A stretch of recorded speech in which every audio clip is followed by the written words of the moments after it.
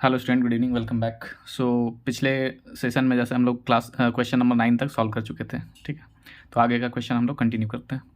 तो इस question 10th में अगर देखें तो बोला गया in the given figure P T is a tangent to a circle with centre O and T P O is equal to 35 degree, then the measure of angle X is. देखो ये question काफ़ी simple है। इस circle में जैसे, चलो इसके picture को हम थोड़ा बड़ा करके समझाते हैं, ठीक है। थोड़ा और जूम कर देते हैं इसको, ठीक है। देखो तो ये क्वेश्चन 10th में क्या दिया गया, एक सर्कल है जिसमें ट्राइंगल बना हुआ है, और ये देखो टेंजेंट और रेडियस के बीच में एंगल क्या होता है 90। तो ये 35 हो गया और ये क्या हो गया 90। 35 और 90 पता है तो तीसरा एंगल भी निकल जाएगा। या फिर ऐसे करो, ट्राइंगल का जो एक्सटीरियर एंगल क्या है, एक्स क्या होता है, दो ऑपोजिट इंटीरियर एंगल के बराबर। ऑपोजिट इंटीरियर क्या क्या है 90 प्लस दूसरा क्या है 35। तो 90 प्लस 35 जोड़ दो, कितना आ जाएगा हम लोग का, क्या आ जाएगा 125 डिग्री। तो 125 डिग्री कौन सा, ऑप्शन डी।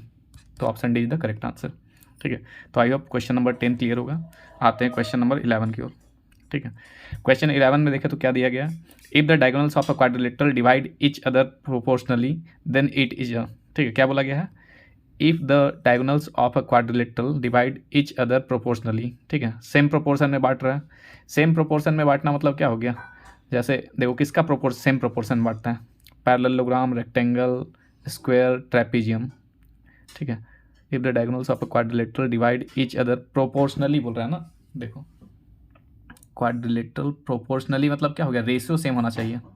अब देखो रेशियो सेम किसका किसका हो सकता है, पैरेललोग्राम में अगर देखें तो हम लोग का पैरेललोग्राम में बाइसेक्ट करता है तो 1:1 1:1 ही हो जाना चाहिए, ठीक है। रेक्टेंगल में तो इक्वल हो जाता है तो भी उसमें भी सेम हो जाएगा हम लोग का, स्क्वायर में भी, और ट्रेपीजियम में अगर हम देखें तो ऐसे हो रहा है ना, प्रोपोर्शनली का बात कर रहा है। इसका और इसका रेशियो इसमें तो ज़रूरी नहीं है, इसमें हम लोग का ज़रूरी नहीं है, स्क्वायर हो सकता है। देखो इसमें पैरेललोग्राम, देखो इसमें डेफिनेशन में तो सब आ जा रहा है, लेकिन देखो सब परफेक्ट आंसर इसका क्या होगा, देखो ये भी होगा ये भी, लेकिन अगर पैरेललोग्राम हम लोग बोलते हैं ना, तो पैरेललोग्राम बोलते तो रेक्टेंगल भी उसके अंदर आ जाएगा और स्क्वायर भी आ जाएगा, ठीक है। तो इसलिए इसका आंसर हम लोग कौन सा टिक करेंगे, आंसर हम लोग इसका टिक करेंगे पैरेललोग्राम का, ठीक है। तो ये ऑप्शन ए हो जाएगा इसका सही, ठीक है, पैरेललोग्राम, ठीक है। तो आते हैं हम लोग क्वेश्चन 12 में। क्वेश्चन 12 में बोला गया क्या है, in triangle A B C D is parallel to B C, ठीक है। ये डी जो है पैरेलल है बी सी से, ठीक है। Has shown in figure if A D is equal to 2 centimetre, A D कितना बोला गया 2 सेंटीमीटर, ये जो है ये है 2 सेंटीमीटर, ठीक है। और इसके बाद रुको, पेन का कलर हम चेंज कर लेते हैं ताकि दिखे। ये बोला गया है 2 सेंटीमीटर, ठीक है। और उसके बाद बोला गया बी डी 3 सेंटीमीटर है, बी डी कितना है, ये 3 सेंटीमीटर है। और बी सी है 7.5, बी सी है 7.5, और हम लोग का देन लेंथ ऑफ डी क्या होगा ये निकालने बोला गया, ठीक है। देखो यहाँ सबसे पहले इसमें कभी भी बीपीटी मत लगाना है, ठीक है। ये प्रोपोर्शनल सिमिलर वाला कंडीशन से बनेगा, ठीक है, दोनों ट्राइंगल को सिमिलर करके। तो ये देखो ये छोटे वाले ट्राइंगल का एंगल ए और बड़े ए बी, बड़े मतलब क्या हो गया ए बी सी, एंगल ए क्या हो गया एंगल ए से इक्वल। और देखो ये A D E angle A D E, ये वाला एंगल दिख रहा है, ये इस वाले से एंगल ए बी सी से इक्वल होगा, एंगल ए बी सी से कौन सा एंगल के थ्रू है, कौन सा प्रॉपर्टी के थ्रू, करस्पॉन्डिंग एंगल, ठीक है। तो दोनों ट्राइंगल हम लोग का सिमिलर हो जाएगा, ठीक है। ए डी ई तो हम लोग लिख सकते हैं ट्राइंगल, इतना करना नहीं है, ये हम समझा रहे हैं बस कि कैसे सॉल्व हो रहा है ये। ए डी ई सिमिलर हो जाएगा ट्राइंगल ए बी सी से, ठीक है। ए सिमिलरिटी से, एंगल सिमिलरिटी से, यहाँ चेक कर सकते हैं हम लोग, ठीक है। अब देखो दोनों ट्राइंगल जब सिमिलर होता है तो साइड का रेशियो तो बराबर होता है। तो साइड का रेशियो मतलब क्या हो जाएगा, इस छोटे वाले का ए डी लेंगे तो बड़े वाले का क्या लेना होगा ए बी, ठीक है।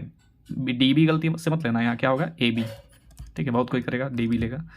फिर इस छोटे वाले का डी ई लेंगे, इस टाइप का क्वेश्चन भी हम करवाएं क्लास में काफ़ी बार, ठीक है। और इधर क्या हो जाएगा बी सी, ठीक है।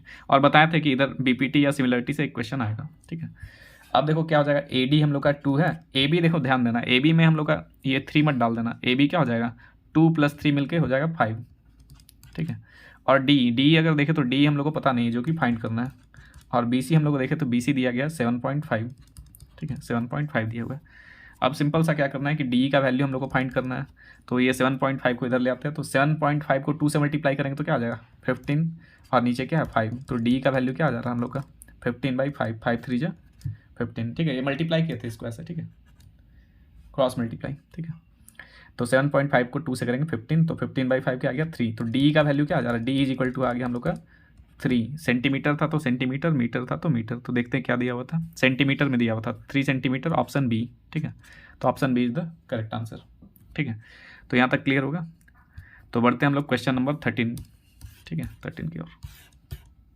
तो देखते हैं 13 में क्या दिया गया है।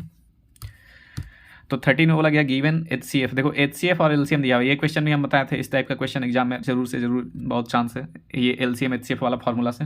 ठीक है, तो इसमें 2 नंबर है 25206600, 25206600। ठीक है, और HCF और LCM में क्या दिया हुआ हम लोग को, HCF दिया हुआ है, LCM हम लोग को नहीं दिया हुआ है। LCM दिया हुआ है इस तरह से वेरिएबल के फॉर्म में, और हम सिंपल सा पढ़ाए थे LCM इंटू HCF क्या होता है, product of 2 numbers A into B. और 2 नंबर हम बताए थे कि ये ब्रैकेट के अंदर जो रहता है यही दोनों नंबर है। ठीक है, तो दोनों नंबर क्या क्या हो गया हम लोग का, ए का वैल्यू हो गया 2520 और बी का वैल्यू क्या हो गया हम लोग का 6600। ये 6600 हो गया हम लोग का बी 6600। और आगे LCM HCF में अगर देखें तो LCM HCF में कौन सा दिया हुआ हम लोग का, HCF दिया हुआ 40। HCF कितना दिया हुआ हम लोग का 40। और LCM की जगह क्या दिया हुआ है, चलो देखते हैं। LCM की जगह भी दिया हुआ है 252 इंटू के। ठीक है, तो बस के को निकालना है 252 इंटू के। अब कुछ नहीं करो, के को छोड़ दो, बाकी सब डिवाइड कर दो, आंसर आ जाएगा हम लोग का। तो चलो देखते हैं, के को रहने देते हैं, इधर क्या हम लोग का 2520 इंटू 6600। ठीक है, थोड़ा फास्ट बता रहे क्योंकि ये तुम लोग का सारा पढ़ा हुआ है, इसलिए ज़्यादा टाइम लगाने से कोई फायदा नहीं है। ठीक है, 40। तो 252 से 2520 कितने बार में कट जाएगा, 10 बार में, क्योंकि एक जीरो एक्स्ट्रा ऊपर। और फिर 0 0 कैंसिल कर दो, 4 से कटेगा, देखो 4 1 जा 4, 26 हो गया, 4 6 जा 24, 4 5 जा 20, 1650। क्या गया के का वैल्यू 1650। तो देखते हैं 1650 है क्या ऑप्शन में, ऑप्शन ए देख लो, ये ऑप्शन ए हम लोग का करेक्ट आंसर है। ठीक है, तो काफ़ी सिंपल क्वेश्चन है, सारा MCQ जो हम बताएं वही सब आया ही है। ठीक है, ये सब हम 1000 बार रिपीट कर किए हैं कि यही सब आएगा, इस फार्मूला से आएगा, इवन एग्जैक्ट फार्मूला हम बता दिए हैं। ठीक है, वो सब आ गया। तो यहाँ तक तो हो गया हम लोग का क्वेश्चन 13 तक। आगे के वीडियो में हम आगे का क्वेश्चन बताएंगे। ठीक है, तो यहाँ तक क्लियर है। तो आगे का वीडियो नेक्स्ट अपलोड होगा इसके बाद। तो सेशन अच्छा लगा हो तो लाइक जरूर करना। Okay, bye, all the best.